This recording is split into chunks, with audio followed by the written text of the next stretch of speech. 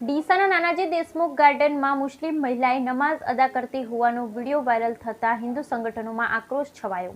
ડીસાના હવાઈ pillar પાસે આવેલા નાનાજી દેશમુખ ગાર્ડનમાં એક મુસ્લિમ મહિલા નમાઝ અદા કરતી હોવાનો વિડીયો સોશિયલ મીડિયામાં વાયરલ થતાં હિન્દુ સંગઠનોમાં ભારે આક્રોશ ફેલાયો છે।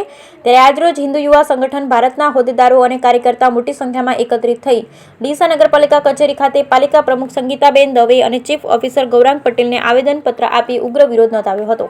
નાનાજી દેશમુખ ગાર્ડન એ બાળકો માટેનો પ્રયત્ન સ્થળ છે અને ત્યાં દરેક સમાજના લોકો મોટી સંખ્યામાં બાળકો મનોરંજન માટે આવતા હોય છે। ત્યારે નાનાજી દેશમુખ ગાર્ડનમાં આવેલી એક મુસ્લિમ મહિલાએ ગાર્ડનમાં નમાઝ અદા કરી હોવાનો વિડીયો સોશિયલ મીડિયામાં વાયરલ થતાં હિન્દુ સંગઠનોની લાગણી દુભાઈ અને હિન્દુ યુવા સંગઠન ભારતે વિરોધ નોંધાવ્યો અને નાનાજી દેશમુખ ગાર્ડનમાં નમાઝ અદા કરતી મુસ્લિમ મહિલા સામે કાયદાની જોગવાઈ મુજબ કડક કાર્યવાહી કરવામાં આવે તેવી માંગ કરવામાં આવી। બ્યુરો રિપોર્ટ ભરત ઠક્કર, ડીસા, બનાસકાંઠા।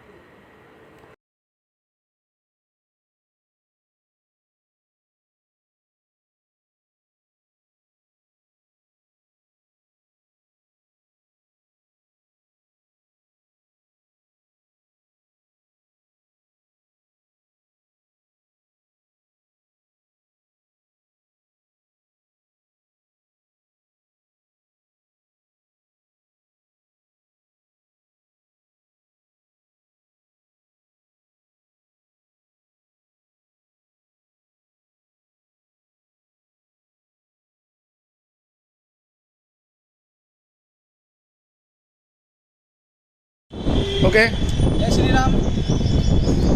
आज ડીસા નગરપાલિકા ખાતે પ્રમુખશ્રીને અને ચીફ ઓફિસર સાહેબને એક આવેદનપત્ર આપવા માટે આવ્યા છીએ।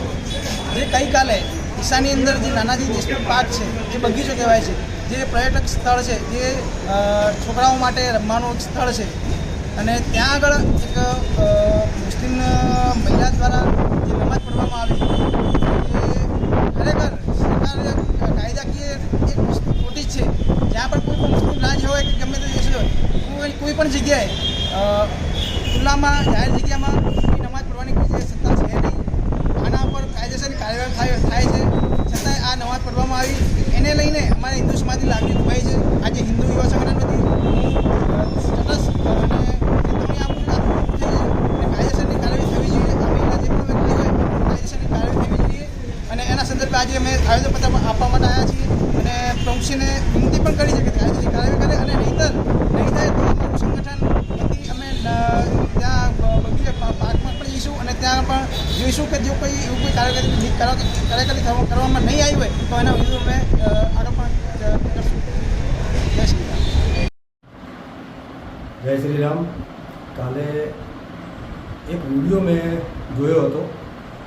એ વિડીયોમાં મુસ્લિમ મહિલા જાહેર બગીચામાં નમાઝ પઢી રહી છે। ખરેખર ડીસા માટે આ ખૂબ જ ગંભીર બાબત કહેવાય અને હિન્દુ સમાજ માટે બહુ જ શરમજનક સ્થિતિમાં આપણે આવી ગયા છીએ। જે એક ટાઈમ હતો, અમારે પૂર્વ ધારાસભ્ય શ્રી શશિકાંતભાઈ પંડ્યા, એ કટ્ટર હિન્દુ નેતા, બનાસ કેસરી, જે તે ટાઈમે ધારાસભ્ય હતા, તે ટાઈમે આ વિધર્મીઓ કે જે તે કસાઈઓ, એમનો જે એરિયો છે, મીરા મોહલ્લા હોય કે અખર હોય કે ગવાડી હોય, ત્યાંથી એ લોકો બજારમાં આવી નહોતા શકતા। હાલ બે ખોફ થઈને ફરે છે। ફુવારે જુઓ તો વિધર્મીઓના ટોળા, બગીચે જુઓ તો વિધર્મીઓના ટોળા, ગાયત્રી મંદિર જુઓ તો વિધર્મીના ટોળા। એટલે આ બધું શું થઈ રહ્યું છે એ જ ખબર નથી પડતી। ખરેખર હિન્દુ સમાજ માટે આ એક ખૂબ શરમજનક વાત કહેવાય। આ કદાપી નહીં ચલાવી લેવાય। નમાઝ પઢવી હોય, તમારી ઘણી મસ્જિદો આપી લે, નમાઝ પઢો। અહીંયા જાહેરમાં શું છે? નમાઝ જાહેરમાં આજે નહીં, કાલે નહીં, અને જિંદગીમાં ક્યાંય નમાઝ જાહેરમાં તો નહીં જ પડવા દઈએ। જય શ્રી રામ।